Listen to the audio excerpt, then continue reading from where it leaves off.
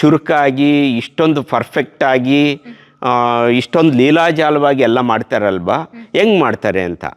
ಅದಕ್ಕೆ ನಾವು ಏನು ಅಂತಂದರೆ ನೀನಾಸಮ್ಮಲ್ಲೇ ಆಗಲಿ ಎಲ್ಲೇ ಆಗಲಿ ನಾಟಕ ಅಷ್ಟು ಚೆನ್ನಾಗಿ ಆಗಬೇಕು ಅಂತಂದರೆ ಅದರ ಹಿಂದೆ 1-2 ತಿಂಗಳ ಶ್ರಮ ಇರುತ್ತೆ.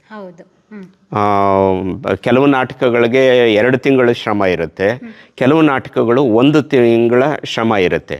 ಅದರಲ್ಲಿ ಪ್ರತಿಯೊಂದು ಮಿನಿಟು, ಪ್ರತಿಯೊಂದು ಮಾತು, ಪ್ರತಿಯೊಂದು ಮೂಮೆಂಟು, ಪ್ರತಿಯೊಂದು ಮ್ಯೂಸಿಕ್ಕು ಎಲ್ಲವೂ ಸಹ ನಾಟಕಕ್ಕೆ ಹೊಂದುವ ಹಾಗೆ ಅರ್ಥಪೂರ್ಣವಾಗಿ ಕಟ್ಟಲಾಗುತ್ತೆ.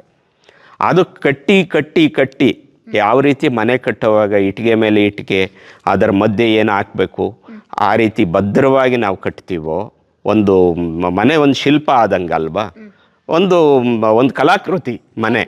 ಹಾಗೇನೆ ನಾಟಕ ಒಂದು ಕಲಾಕೃತಿ.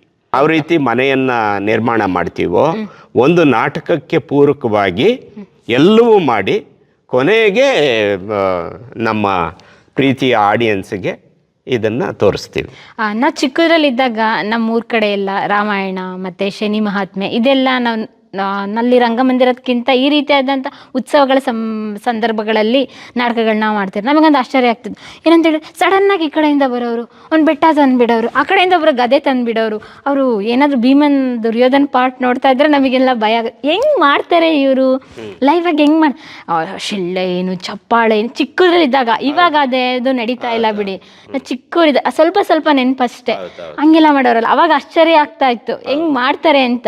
ಹಾಗಾಗಿ ನಮ್ಮ ಈ ವಿಡಿಯೋ ನೋಡ್ತೀರ ಮಕ್ಕಳಿಗೂ ಕೂಡ ಕ್ಯೂರಿಯಾಸಿಟಿ ಇರುತ್ತೆ, ಹೆಂಗೆ ಎಲ್ಲ ನಡೆಯುತ್ತೆ ಅಂತ. ಅವ್ರಿಗೊಂದು ಇವಾಗೊಂದು ಉತ್ತರ ಸಿಕ್ತು.